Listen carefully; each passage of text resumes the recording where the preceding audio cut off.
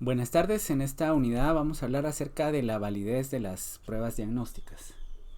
Los recursos que sirven para diagnosticar una enfermedad o posiblemente la exposición a un factor de riesgo, en términos generales no van a ser exactos y posiblemente tampoco van a ser 100% confiables. La validez tiene por un lado que ver con que lo que nosotros queremos medir o diagnosticar lo podamos medir o diagnosticar a partir del recurso que tenemos disponible. La confiabilidad tiene que ver con que tengamos resultados consistentes. Si resulta que tenemos dos pacientes que tienen el mismo estado de salud y estamos aplicando la misma prueba en las mismas condiciones, deberíamos de obtener resultados similares en ambos pacientes. Para esta presentación hablaremos de sensibilidad, especificidad, valores predictivos y razones de probabilidad. En la segunda parte hablaremos de curvas ROC y concordancia. Los primeros 4 temas tienen que ver con la validez de las pruebas diagnósticas.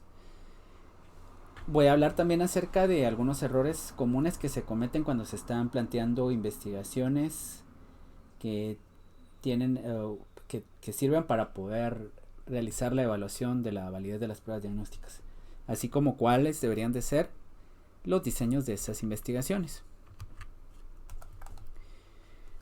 La sensibilidad y la especificidad y los valores predictivos son criterios de validez. Como les dije, nos permiten determinar cuál es el grado en el cual los recursos que tenemos disponibles realmente me sirven para diagnosticar la enfermedad. O dicho de otra forma, cuantifican la capacidad de una prueba para clasificar correcta o incorrectamente a una persona, ya sea que esté enferma o esté sana.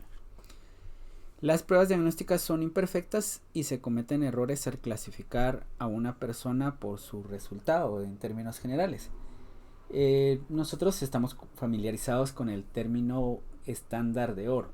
También hemos escuchado en algunos casos el estándar de referencia. Resulta que siempre debemos de tener un método de referencia para poder calcular la validez del otro método. Entonces podría surgir la pregunta de si el estándar de oro es el método en el que más confiamos, ¿cómo se llegó a saber que el estándar de oro era el mejor método si no teníamos anteriormente otro método? Bueno, y eso tiene que ver con errores que se cometen muchas veces en el planteamiento de los objetivos para este tipo de estudios. Se supone que siempre para calcular la validez de una prueba nueva se debe tener un estándar de oro. Ese estándar de oro podría cambiar en el tiempo. Podríamos tener un método mucho más exacto y cambiar de un estándar de oro a otro. Pero se supone que si el estándar de oro es el que tiene la mejor evidencia, ese debería de tener pues una buena capacidad de identificar a los enfermos y a los sanos. Y esto con relación, dado que no existe otra prueba, a sus manifestaciones clínicas más bien, y podrían ser pruebas de laboratorio. Veamos de primero la sensibilidad y la especificidad. La sensibilidad corresponde a que si el individuo tiene la enfermedad o el factor de riesgo, cuál es la probabilidad de que el resultado de la prueba que se le aplicó vaya a ser positivo. Es decir, de 100 pacientes, por ejemplo, que tienen una enfermedad según el estándar de oro, ¿cuántos van a salir positivos según la prueba que estamos estudiando, la prueba nueva? La especificidad, por el contrario, va a ser si una persona está sana o no tiene el factor de riesgo, cuál es la probabilidad de que cuando se aplique la prueba nueva, esta nos dé un resultado negativo. Representa la probabilidad de que una medida clasifique correctamente a una persona sana. Estos dos conceptos son características intrínsecas de la propia medida. Es decir, que si ésta se aplica a una población de individuos semejante y los observadores o los investigadores tienen la misma experiencia para aplicar las pruebas, la sensibilidad y la especificidad no tendrían que variar.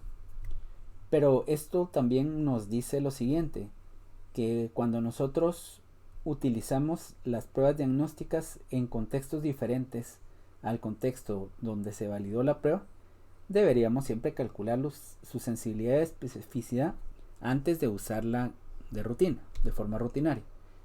Por ejemplo, en algún momento se empezaron a ensayar estas pruebas para detectar el coronavirus. Se llegó a la conclusión que la prueba de PCR era el estándar de oro o un estándar de referencia. Pero cuando empezaron a traerse las pruebas acá, por ejemplo una prueba de antígeno, ya se tenía reportada una sensibilidad y especificidad para la prueba. Esta, sin embargo, el estudio se hizo en otro país, y al aplicarse esa prueba aquí en Guatemala, antes de utilizarla de forma rutinaria, lo recomendable era hacer un estudio donde hubiera una población o pacientes representativos de Guatemala, lo cual pues con los primeros casos no era posible, ¿ya?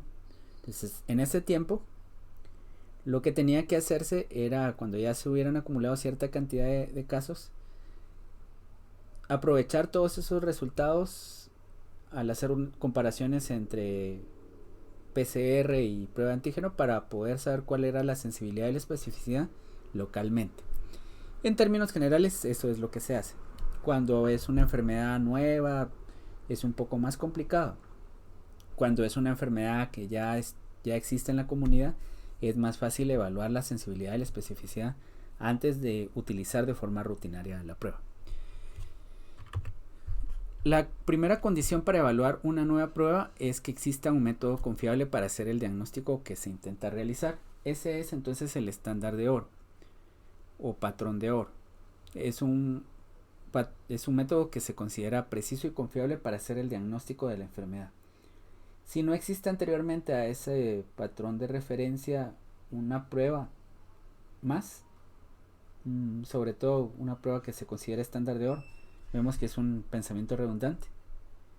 Entonces esa prueba que se va a considerar estándar de oro se ha determinado que es estándar de oro porque su resultado va a poder predecir la enfermedad de los pacientes, pero eso por cuestiones clínicas.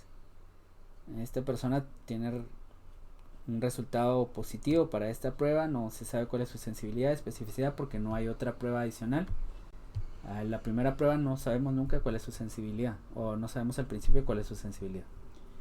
Pero por cuestiones clínicas, entonces vamos a clasificar a los pacientes respecto a una escala predictiva, a si presentan síntomas, a si presentan la definición de caso, y la sensibilidad y la especificidad se va a calcular directamente con manifestaciones clínicas, no con otra prueba porque no hay otra prueba. Una nueva prueba diagnóstica, sin embargo, esa sí ya se puede calcular su validez con relación a la prueba previa, que es el estándar de oro. El estándar de oro en el tiempo podría variar.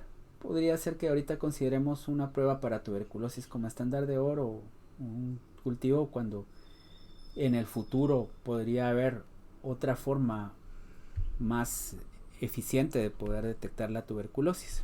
Eso también puede pasar. Entonces veamos aquí que para calcular la sensibilidad y la especificidad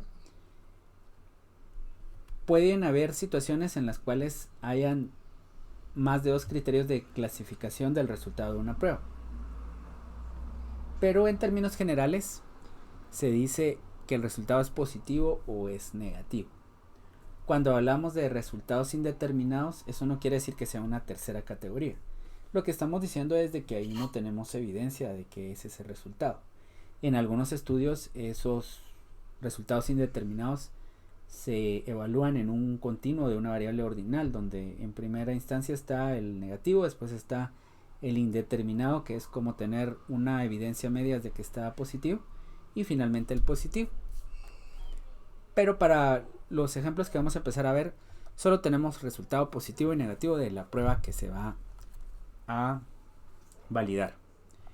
El estándar de oro pues nos permite con una buena podemos confiar bastante en que Si me dice que este paciente tiene una prueba positiva es porque está enfermo y estos tienen una prueba negativa es porque están sanos. Entonces vemos aquí que en la primera columna el estándar de oro clasificó a pacientes como enfermos y a personas como enfermas y a otras como sanas. Pero al aplicar la prueba, no todos los enfermos tuvieron un resultado positivo. Los que tuvieron el resultado positivo se les llama verdaderos positivos. Y los que estaban enfermos según el estándar de oro, pero tuvieron una prueba negativa de la prueba que se está evaluando su validez, se le llaman falsos negativos. Del otro lado, los que fueron clasificados correctamente, verdaderos negativos, y los otros falsos positivos. Si recordamos las tablas de contingencia, que ya tuvieron una unidad de tablas de contingencia, entonces recordemos que la nomenclatura es A, B, C y D. Siempre como positivo o negativo, enfermos sanos. Antes era presente el factor de riesgo o ausente y aquí enfermos y sanos. Pero ahora vamos a hablar positiva la prueba y negativa la prueba. Y siempre en este orden. Para calcular la sensibilidad es del total de enfermos, ¿cuántos resultaron positivos? A dividido A más C. Y la especificidad D dividido B más D. ¿Para qué se usa? Bueno, más bien, si tenemos dos pruebas disponibles, o dos o más pruebas disponibles, la aplicabilidad que va a tener esa prueba nos va a decir cuál vamos a escoger a través del conocimiento de la sensibilidad y la especificidad. Resulta que cuando es muy riesgoso no detectar una enfermedad tempranamente o haya un precio importante para pagar si no se hace el diagnóstico, debe escogerse una prueba con alta sensibilidad. Si no diagnosticamos tempranamente a un paciente que tiene una enfermedad y esa enfermedad en términos generales tiene una alta tasa de letalidad o de complicaciones o presenta una enfermedad muy sintomática para los pacientes, entonces en ese caso debemos de escoger pruebas que tengan una alta sensibilidad. ¿Y esto por qué lo decimos? Porque vamos a encontrar combinaciones diferentes de sensibilidad y especificidad. Hay pruebas que tienen alta sensibilidad y baja especificidad, otras que tienen baja sensibilidad, bueno, lo contrario de lo que había dicho, y otras que tienen alta sensibilidad y alta especificidad y otras que tienen baja especificidad y baja sensibilidad. Si tenemos dos pruebas, para este ejemplo en particular vamos a elegir la que tenga mayor sensibilidad. Cuando se hacen tamizajes y cuando la probabilidad de que la condición sea baja, o sea una enfermedad poco prevalente, se deben de escoger pruebas con alta sensibilidad. Ese es el primer escenario. El otro escenario dice que cuando hay grandes costos o riesgos de que el hecho que haya un resultado falso o positivo está relacionado con costos o riesgos altos, lo que se debe de elegir va a ser la prueba que tenga la mayor especificidad. Las pruebas muy específicas tienen mayor utilidad cuando sus resultados son positivos, ya que tiene una tasa alta de falsos positivos y se usan principalmente para la confirmación de diagnósticos. Otros aspectos que nos permiten elegir la prueba diagnóstica van a ser obviamente la accesibilidad a la prueba, el costo de la prueba. En términos generales no existe relación entre sensibilidad y especificidad. Sí pueden darse algunos casos, pero en general no. Tenemos, como les había dicho, combinaciones de alta sensibilidad con alta especificidad, o también tenemos alta y baja especificidad, pero en otros casos no hay ninguna relación, ni una relación directa ni una relación indirecta. Cuando sí hay una relación indirecta entre la sensibilidad y la especificidad es cuando se pueden utilizar pruebas que están basadas en la medición de una variable numérica. Y lo que ocurre es que en algunos de esos casos se puede detectar un punto de corte, donde resultados más bajos están relacionados, por ejemplo, con una mayor probabilidad de que la persona esté enferma y por lo tanto valores más altos con una menor probabilidad que la persona esté enferma. O puede ocurrir lo contrario. Por ejemplo, valores más altos de un test de Micral test van a estar relacionados con una mayor probabilidad de que un paciente con sepsis presente una lesión renal aguda durante su hospitalización. Pero también, en otro ejemplo, se ha determinado que valores más bajos de longitud cervical están relacionados con una mayor probabilidad de prematurez. Cuando se puede identificar un punto de corte en el cual se puede dividir el riesgo de que la persona esté enferma, ahí sí vamos a ver que hay una relación indirecta entre sensibilidad y especificidad. Si usamos cierto punto de corte, tenemos cierta combinación de sensibilidad y especificidad. Por ejemplo, si variamos ese punto de corte y aumenta la sensibilidad, automáticamente va a disminuir la especificidad. Por eso decimos que es una relación indirecta.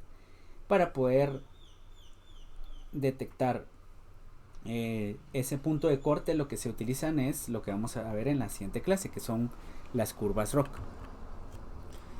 Entonces ahora veamos el ejemplo de la aplicación del software estadístico en el cálculo de la sensibilidad y la especificidad. El software que voy a utilizar es el software EpiDat, pero ustedes pueden encontrar diversas calculadoras en línea y por lo tanto es fácil encontrar en cualquier parte estas calculadoras, y de hecho es un cálculo sencillo. Lo vemos de primero desde lo vemos así, que ya está hecho el cálculo y es bastante sencillo. Veamos el ejemplo. Se evalúa un método simple y económico de tinción directa para el diagnóstico de infección urinaria. Aquí se analizaron 1064 muestras de orina. Se utilizó como colorante azul de metileno que permite teñir las bacterias y el material nuclear de los leucocitos.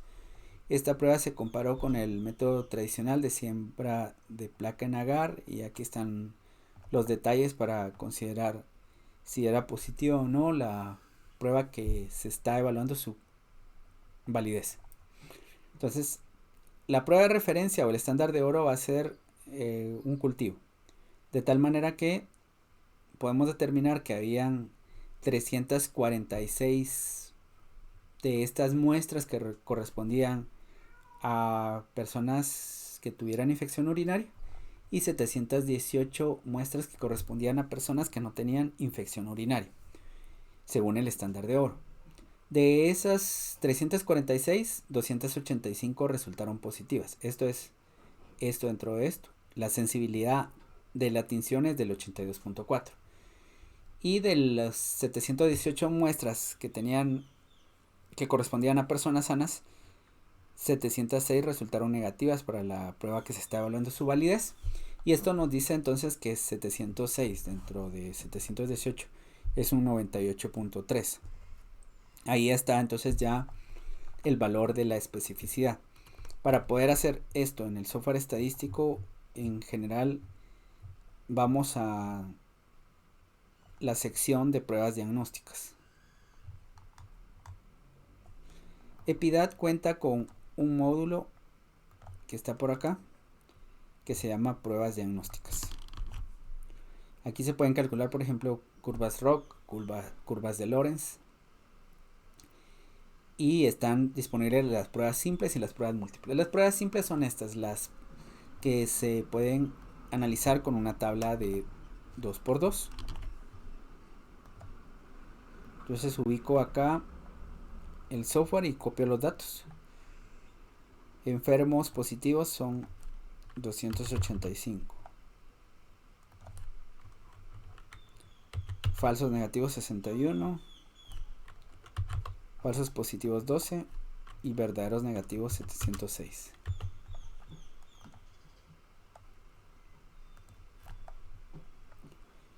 Se calcula esto y me va a dar los resultados correspondientes a diversos estadísticos para pruebas diagnósticas. ¿Sí? Vamos a empezar por de los que ya hemos hablado, la sensibilidad y la especificidad, y voy a terminar con el índice de validez. La sensibilidad es del 82.37 y la especificidad del 98.3. Recordemos qué significa esto. Si tenemos 100 pacientes enfermos, posiblemente 82 de ellos van a tener un resultado positivo para la prueba esta que estamos evaluando. Si tenemos también 98 personas sanas, 100 personas sanas, 98 van a resultar con una prueba negativa. ¿Sí? El índice de validez en cierta manera es un promedio ponderado de estas dos mediciones. Esto quiere decir que en vez de expresar los resultados con sensibilidad y especificidad, hablamos de un solo valor. ¿Cuál es más o menos su capacidad, su validez? Por eso se llama índice de validez. La validez global de la prueba. Tiene una validez del 93%. Adicionalmente, el software me va a mostrar los intervalos de confianza y cómo se interpretan estos. Los intervalos de confianza hablan de la población, de la estimación del estadístico en la población.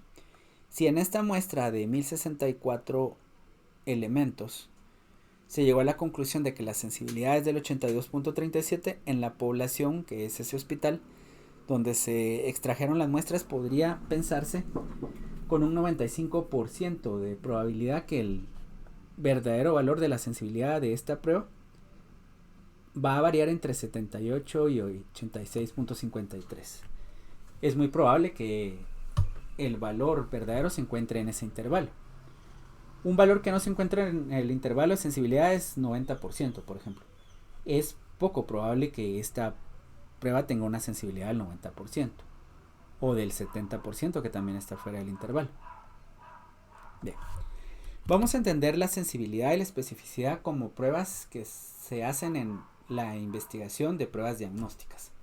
Esto quiere decir que la aplicación es para muestras y en términos generales para la población cuando hacemos la estimación del intervalo de confianza. Pero resulta que una persona, un médico, no está interesado siempre en estar haciendo investigaciones o estar pensando en forma, no sé, poblacional, por decirlo de alguna manera, sino que lo que quiere es saber qué tan probable es que cuando llega un paciente a su consulta, esta persona, por ejemplo, presente coronavirus. Bueno, entonces, para eso es para lo que se utilizan los otros estadísticos que aparecen por acá. El valor predictivo positivo, negativo, las razones de verosimilitud. Eso va a servir para eso. Por otro lado, veamos la prevalencia, que ya sabemos qué significa la prevalencia. Si este fuera un estudio transversal, tendría sentido la prevalencia. Si fuera un estudio de casos y controles, no tendría sentido. Entonces, ¿a qué me refiero con esto? Cuando se hace una investigación y se toma una muestra aleatoria y se aplica la prueba, nosotros no sabemos quiénes van a estar enfermos y quiénes van a estar sanos.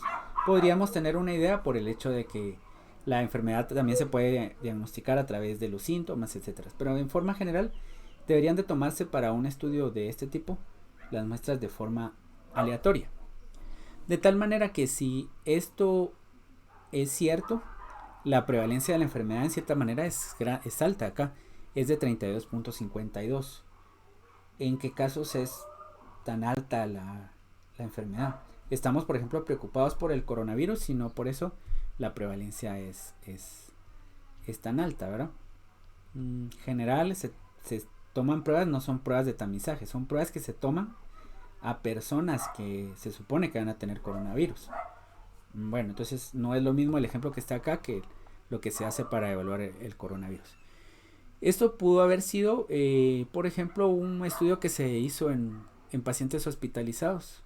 Se quería determinar la frecuencia de determinado evento y dado que ellos tenían mayor riesgo por estar hospitalizados, es una prevalencia alta. O podría ser la prevalencia de una enfermedad durante una epidemia. Pero las prevalencias en general no son tan altas. Para el ejemplo que tiene acá, eran personas que posiblemente tenían algún síntoma o qué sé yo. Lo importante es que ubiquemos la sensibilidad y la especificidad como estadísticos que se utilizan para la investigación. Ahora, para poder aplicar estos conceptos a la práctica clínica, nosotros contamos, por ejemplo, con los valores predictivos y también con los cocientes de probabilidad. En la práctica clínica, el paciente llega con una serie de síntomas y quejas que hacen sospechar de una condición. El médico pide un examen, debe analizar el resultado del examen y luego interpretarlo. Los médicos deben efectuar inferencias sobre la presencia o ausencia de la enfermedad a partir de resultados de la prueba. El médico tiene la sintomatología del paciente, su estado clínico, lo que sea. Además tiene una prueba. Pero la prueba, dado que no es una prueba infalible, nunca lo va a hacer, no le va a decir siempre que la persona está enferma. De hecho, si se racionaliza todo y se sabe que siempre hay falsos positivos y falsos negativos, el médico siempre tendría que pensar de más respecto al resultado que tiene el laboratorio. Es decir, también hacer una correlación del resultado positivo con los hallazgos de ultrasonido, de laboratorio, dependiendo de la enfermedad de la que se esté hablando. Existen entonces esos modos para cuantificar la inferencia, los valores predictivos y los coeficientes de probabilidad. Veamos estos conceptos que son importantes para entender eso, lo que sigue, y es la probabilidad de tener la enfermedad antes de hacer un examen. Esta probabilidad va a depender de la presencia de factores de riesgo en las personas, de los hallazgos clínicos, por determinantes genéticos o ambientales. Y aquí tiene que ver entonces las condiciones con las que se hizo la evaluación de la validez de una prueba. Si se hizo en personas que tenían comorbilidades, las personas solo tenían comorbilidades, y yo tengo ahora una persona que no tiene comorbilidad, bueno, entonces voy a sospechar que la prueba me puede dar resultados, que el resultado que me dé la prueba podría no ser el mismo que el que yo esperaba en el estudio donde se hizo la validación, porque ese estudio se hizo solo con personas que presentaban comorbilidades como enfermedad renal crónica o diabetes o qué sé yo, o al revés, si la prueba se validó en personas que no tenían comorbilidades, entonces cambian las cosas si mi paciente sí tiene alguna enfermedad. La probabilidad preexamen es casi lo mismo, es antes de recibir el resultado de un examen, el médico debe haber determinado que exista la probabilidad de enfermedad y tratado de cuantificarla, bien sea por medio de la prevalencia en la población o mediante los factores de riesgo, hallazgos físicos, interrogatorio, determinantes genéticos o ambientales. Y para ello, entonces ya vamos a preguntarnos qué es el valor predictivo positivo. Esto es, si yo tengo un resultado positivo de la prueba, ¿qué tan probable es que esta persona realmente esté enferma? Vemos que no es lo mismo de sensibilidad.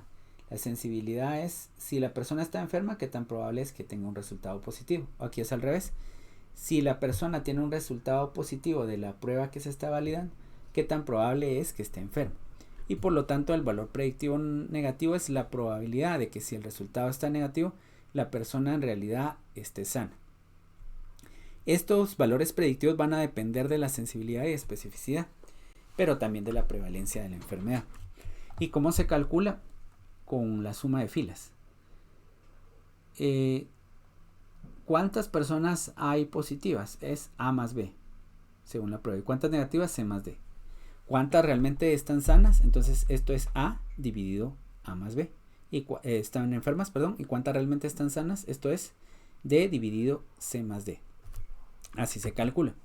Para el ejemplo que hemos estado viendo, estos serían los valores predictivos positivos y negativos. Este resultado ya aparece acá, como podemos ver. Me dice que si un paciente tiene un resultado de esta tinción positiva, la probabilidad que tenga infección urinaria es alta, es del 95.96%. Y si obtuvo por el contrario un resultado negativo para esa tinción, es muy probable también que esté sana, porque su valor predictivo es del 92.5. Entonces Este estudio puede tener una prevalencia alta porque puede haber sido un estudio en personas sintomáticas, podría ser, o porque fue un estudio de casos y controles. Eso también es importante. Entonces les dije que iba a hablar de conceptos como el diseño dentro de los estudios diagnósticos. El diseño de estos estudios puede ser transversal. Se toma la prueba a la vez que se supone que tienen la enfermedad, o en personas que ya están diagnosticadas y otras como enfermas y otras como sanas, se pasa la prueba. Y ese sería un estudio de casos y controles. En los estudios de casos y controles, la prevalencia no me sirve para nada porque yo estoy decidiendo cuántos enfermos voy a incluir en el estudio. Entonces, este bien puede haber sido un estudio de casos y controles donde por cada caso utilicé aproximadamente 2 controles. Hasta este momento entonces ya podemos valorar cuáles son los valores predictivos positivos, negativos, la sensibilidad y la especificidad. Vamos a ver el siguiente tema y después hablaré de un ejemplo general para poder entender mejor y de forma global las implicaciones que tienen aplicar una prueba, qué factores influyen en su evaluación de la validez y de su aplicabilidad y cuando tenemos más de una prueba, cuál podemos elegir. Bien, entonces las otras herramientas que sirven para poder aplicar una prueba y saber su utilidad en pacientes en particular son las razones de probabilidad. Las razones de probabilidad consideran la probabilidad de la presencia de la enfermedad mediante el cálculo de las suertes u oportunidades, que son las razones de 2 probabilidades. La razón de probabilidad se calcula para cada valor particular, y aquí es cuando podemos hablar de que no solo vamos a tener una prueba que dé resultados dicotómicos, sino que se pueda clasificar en diferentes grados. Entonces, con diferentes valores o diferentes grados podemos utilizar las razones de probabilidad para saber si el paciente está clasificado según la prueba en este grado, qué tan probable es que tenga la enfermedad en comparación a si estaría clasificado con un grado más alto de la prueba que se está aplicando. De esta forma se puede conocer cuántas veces es más o menos probable que se pueda encontrar un resultado determinado de una prueba en personas enfermas en comparación con que se encuentre en personas sin la enfermedad. Se les llaman razones de suertes porque se compara el evento en personas enfermas contra aquellas personas sanas. Un ejemplo sería, si la razón positiva de la probabilidad es de 2.8, se interpreta como que es 2.8 veces más posible que resulte positivo una prueba en presencia de la enfermedad que en su ausencia. Si se dan cuenta, aquí está hablando de qué tan probable es que la prueba esté positiva cuando se está enfermo que cuando se esté sano. Es otra forma de ver las cosas.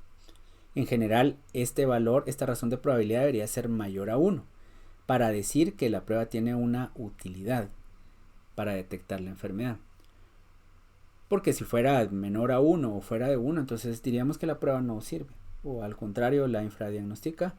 O pues da igual pasar la prueba, que el paciente podría tener un resultado podría estar enfermo o podría estar sano. Entonces, estas razones de probabilidades también las muestra el software. Aparece la razón de verosimilitud.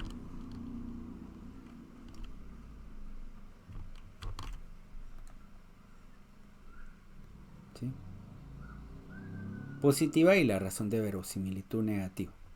En términos generales, la razón de verosimilitud negativa debe ser menor a 1.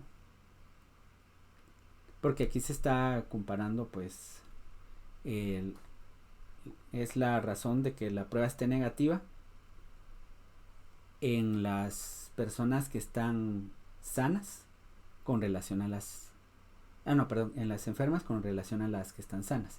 esa probabilidad debe ser menor. Es menos probable que vayamos a tener un resultado negativo en los que están enfermos que en los sanos.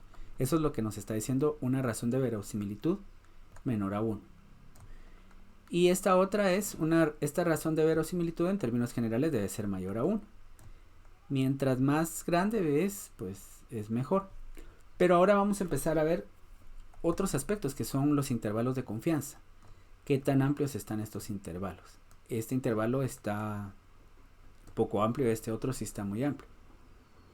Y lo veremos mejor con los siguientes ejemplos. Bueno, ya pudimos identificar entonces para qué nos sirven estos. El índice de Juden lo vamos a evaluar en la próxima clase con los conceptos que hacen falta. Pero en términos generales, la validez que se evalúa en los estudios, en la investigación, es la sensibilidad, la especificidad y el índice de validez. Ahí está. Para aplicar esa prueba a pacientes en particular y preguntarnos qué tan probable es que si tiene un resultado positivo esté enfermo, contamos con los valores predictivos positivos y negativos y con las razones de verosimilitud. Son dos formas de ver la misma cosa. Pero ¿qué sucede cuando nos dicen, por ejemplo, qué prueba es mejor que otra? Yo me he topado muchas veces con que se tienen dos métodos, el método A y el método B. Y todavía un ejemplo que acabo de revisar. El método B es el estándar de oro. Y este es un estándar. Y esta es una prueba nada más. Una prueba de tamizaje. No, este no es estándar de oro, es prueba confirmatoria. El otro ejemplo es donde las dos son pruebas de tamizaje. Solo que es la prueba de tamizaje A y la prueba de tamizaje B. Y entonces el objetivo dice cuál de estas dos pruebas es mejor, la A o la B.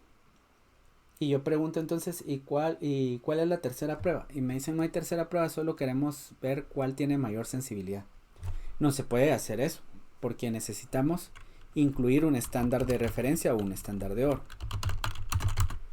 Para saber cuál de estas dos pruebas es mejor, necesitamos una tercera prueba, porque esta voy a comparar A con relación a C y B con relación a C. Hacer las cosas de B con relación a A y A con relación a B no tiene sentido. Es algo circular que no tiene sentido. Porque siempre vamos a comparar si algo es bueno con relación a algo que ya sabemos que es bueno. Nosotros no sabemos cuál de estas cosas es buena. Podría ser esta o podría ser esta. Por lo tanto, hacer ese cálculo circular no lleva a nada. El otro error es uno que acabo de ver en una investigación que estaba revisando de veterinaria. Y me decían, ¿cuál de estas pruebas es mejor? Bueno, la respuesta ya está acá, ¿no? Entonces, no tiene sentido. Esta es una prueba confirmatoria que se hace una vez, esta salga negativa, esta salga positiva, perdón. Entonces, si esta es positiva, se aplica a esta otra. La prueba confirmatoria definitivamente ya se sabe que tiene mayor sensibilidad y especificidad. Es estar preguntando lo que ya está dicho. Entonces, resulta que si tengo un ejemplo como este, donde yo quiero comparar las pruebas A y B, y aquí tengo mi estándar de oro, ese va a ser el ejemplo que voy a ver acá. Ya 3 pruebas para poder evaluar cuál de estas dos es mejor. Aquí ya tengo el ejemplo hecho, lo hice con Minitab, con Epidat, perdón. Y en primer lugar voy a ver que es un estudio de casos y controles. Los casos los voy a marcar aquí con rojo. Son las mismas personas. Entonces, ¿qué pasó? Estas personas ya están diagnosticadas. Ok, ya están diagnosticadas. Son 50 personas que tienen la enfermedad. Estas mismas personas que están acá, estas 100 personas, son estas mismas. Aquí ya sé que son las mismas. Lo que sucede es de que a estas 100 personas, en primer lugar, se les tuvo que haber hecho el estándar de oro o el estándar de referencia para poderlos diagnosticar. Eso fue lo primero. El estándar de de oro, el gold estándar. Adicionalmente se les corrió una prueba que sería la prueba A. Y 3, la prueba B. ¿Ya? Pero se puede calcular la sensibilidad de la prueba A si comparamos A contra gold estándar. Y se puede calcular la sensibilidad y la especificidad de la prueba B si lo comparamos con el gold estándar. Así va a ser siempre la forma en la que se pueda determinar cuál de estas es mejor. Adicionalmente voy a incluir otros aspectos. ¿Cuál es más fácil? ¿Cuál de estas pruebas es más fácil adquirir? Por cuestiones de logística, de la producción. Han visto lo que ha pasado con las vacunas rusas. Entonces no siempre nos pueden vender todas las pruebas que necesitemos. Entonces se supone que la prueba A es más difícil de adquirirla. Adicionalmente es más costosa. La prueba B es más fácil de adquirirla y es menos costosa. Ahora veamos los resultados que nos dan. Nos dieron diferentes resultados. La prueba A del total de enfermos me dio resultado positivo en 35 de ellos. La prueba A. Y la prueba B me dio que positivos en 30 de ellos. 35 y 30. Es decir, la prueba A parece ser más sensible. O es más sensible. Del total de enfermos que eran 50, 35 salieron positivos con la prueba A. Y de esas mismas personas salieron positivas 30 con la prueba B. La especificidad la calculamos acá. 29 sanos fueron clasificados adecuadamente con la prueba A y 25 con la prueba B. Vemos que entonces, sin hacer el cálculo, porque son los mismos pacientes, la prueba A es más sensible y más específica que la B. Ahora lo vemos aquí en términos del cálculo en particular. 70 contra 60. Bueno, esta es la sensibilidad de la prueba A y esta de la B. No hay tanta diferencia si lo ven. La especificidad es 58 y es superior a esta. Los intervalos de confianza que me hablan del valor en la población, 56.83 a 45.74. De hecho, son intervalos que se traslapan, tienen valores en común. No podríamos decir de que nos dan resultados diferentes, pero eso tiene que ver también con la cantidad de muestra que hemos utilizado. Veamos cómo eran los intervalos del primer estudio, este que estaba por acá, que no tiene nada que ver con este otro estudio, sino que solo lo que me interesa es que en este otro estudio los intervalos no eran amplios. Este, por ejemplo, de la sensibilidad iba de 78 a 21 a 86.53, está bien, y la especificidad se estimó con mayor precisión, 97 a 99, pues está muy bien este estudio. Pero en este otro estudio los intervalos son amplios, ¿ya? Entonces, un aspecto que es importante y que va a poder limitar las inferencias que se hagan es la precisión con la que se hizo la estimación de los estadísticos. Lo mismo para los valores predictivos positivos y negativos. Esa es una de las desventajas de haber utilizado este tamaño de muestra. Podría ser que este sea superior, significativamente superior que este, pero como tenemos una muestra pequeña, no lo sabemos. Sin embargo, basando nuestros resultados solo en esta muestra, vemos que realmente si la sensibilidad es mayor para la prueba A, no es tanta la ventaja que tiene, 70. Luego tenemos los valores predictivos, positivos y negativos. Tampoco hay tanta diferencia en esto. La prevalencia no me sirve para nada, porque yo decidí cuántos enfermos y cuántos sanos iban a haber en este estudio. Entonces lo puedo dejar hasta ese punto. Ya que tenemos todas las mediciones que nos interesan, también pude haber puesto aquí los índices de verosimilitud. Pero en cierta manera redundan porque me dicen lo mismo que me están diciendo esto, solo que de otra forma. Ahora valor predictivo y sensibilidad de especificidad, eso sí es algo diferente. Entonces, dependiendo para qué voy a usar esta prueba. Si yo necesito que la prueba sea más sensible, podría decidirme por esta. Pero la ventaja que tiene de sensibilidad con relación a esta no es tan alta. Y no es tan alta desde el punto de vista de costo-beneficio, porque esta es más difícil adquirirla y esta es más costosa. Si yo puedo justificar que una sensibilidad un tanto más baja no va a dar problemas en la aplicación de esta prueba para la utilidad que yo tenga, entonces podría quedarme con esta porque es más fácil adquirirla, es menos costosa y, como les he dicho, las diferencias en sensibilidad y especificidad no son tan grandes. Bueno, con esto hemos terminado la primera parte de esta unidad. Quisiera saber si ustedes tienen alguna pregunta.